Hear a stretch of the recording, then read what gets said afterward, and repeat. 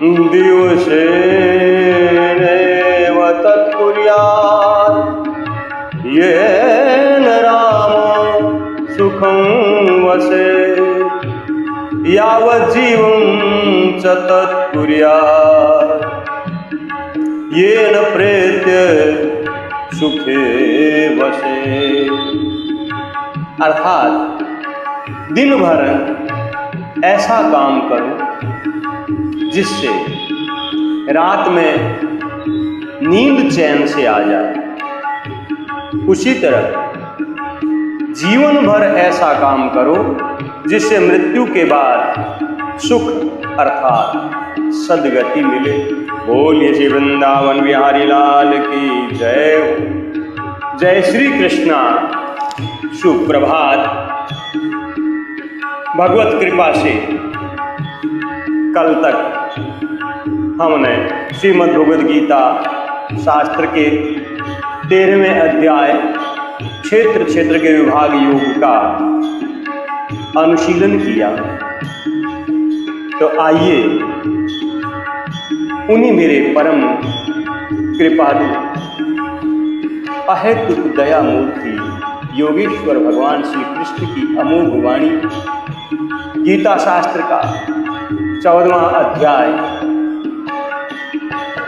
प्रारंभ करते हैं। इस चतुर्दश अध्याय का नाम है गुणत्रय विभाग योग।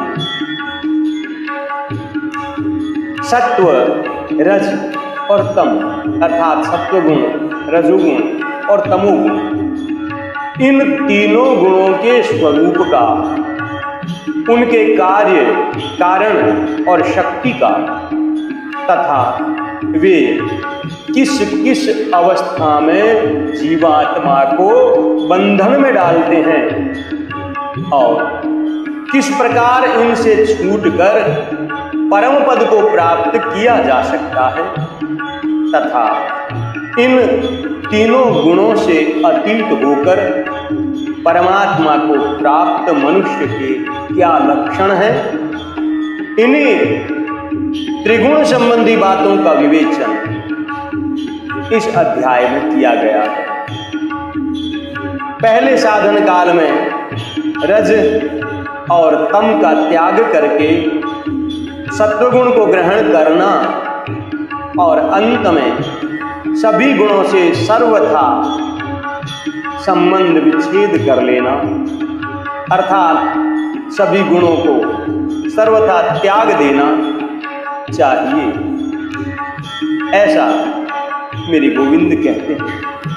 और इसी को समझाने के लिए उन तीनों गुणों का विभाग पूर्वक वर्णन इस अध्याय में किया गया है और इसी कारण इस अध्याय का नाम गुणत्रय विभाग योग रखा गया है।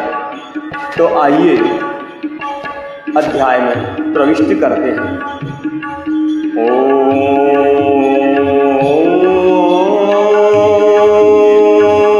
श्री परमात्मने नमः। अथ चतुर्दशो अध्याय। अति उत्तम परम ज्ञान के कथन की प्रतिज्ञा और उसकी महिमा का वर्णन करते हुए अध्याय का प्रारंभ भगवान के मुखारविंद से हो रहा है। परम भूयः प्रवक्ष्यामि ज्ञानानां ज्ञानमुत्तमं यद्ज्ञात्वा मुनयः सर्वे परां सिद्धिमतो गता। इदं ज्ञानम् उपाश्रित्य मम साधर्म्यमागता सर्गेऽपि नोपजायन्ते प्रलयेन व्यथन्ति च। श्री भगवान बोलिया कि ज्ञानामाही शिरे ज्ञान अब मैं भाखूं सुन ले अर्जुन। जिनने जान भव सागर तिर गया परम सिद्धि पाई मुनिजन। यो ज्ञान ये धारण करके मारे स्वरूप में मिल जावे। ना जल में सृष्टि आदि में, ना प्रलय काल में दुख पावे। उसके पश्चात श्री भगवान बोले, हे अर्जुन, ज्ञानों में भी अति उत्तम परम ज्ञान को मैं भूयः प्रवक्ष्यामि, फिर कहूँगा।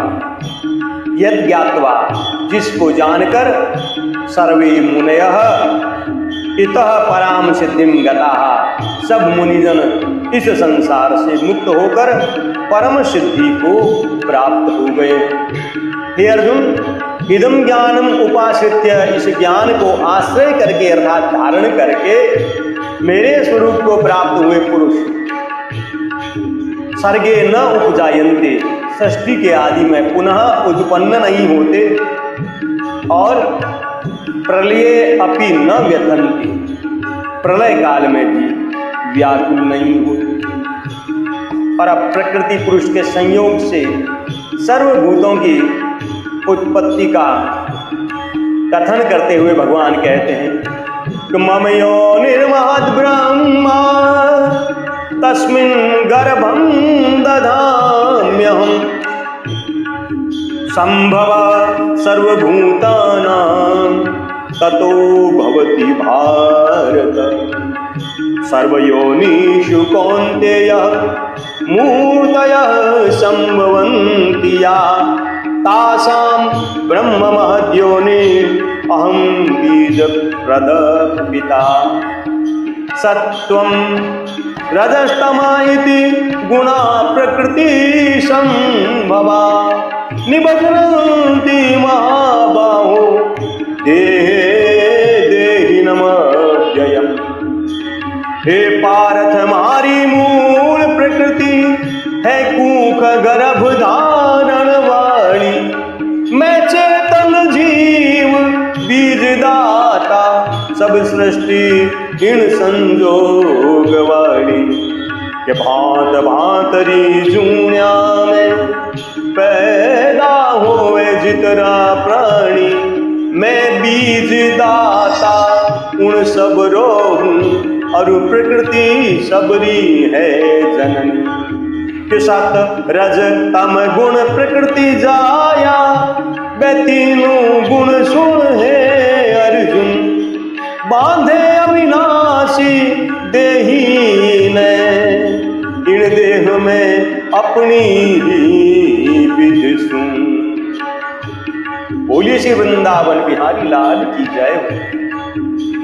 भगवान कह रहे हैं, हे अर्जुन, मेरी महत ब्रह्मरूप मूल प्रकृति संपूर्ण भूतों की योनि है, अर्थात गर्भाधान का स्थान है, और मैं उस योनि में चेतन समुदाय रूप गर्भ को स्थापन करता हूँ।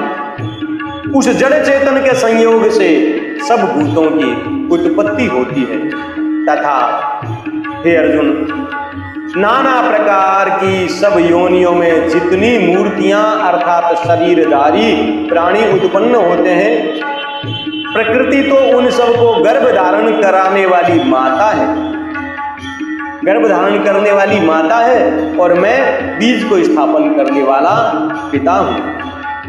प्रकृति से उत्पन्न हुए तीनों गुणों के द्वारा जीवात्मा के बांधे जाने की व्याख्या करते हुए भगवान कहते हैं, हे अर्जुन, सत्वगुण, रजोगुण और तमोगुण, ये प्रकृति से उत्पन्न तीनों गुण अविनाशी जीवात्मा को इस शरीर में बांधते हैं। इस प्रकार भगवान प्रकृति और पुरुष के संयोग से सर्वभूतों की उत्पत्ति बताते हुए तीनों गुणों के द्वारा जीवात्मा को शरीर में बांधने की बात कहते हैं। आइए आज इतना ही, मेरे गोपाल की कृपा हुई तो कल इससे आगे अध्ययन करेंगे। बोलिए श्री वृंदावन बिहारी लाल की जय हो।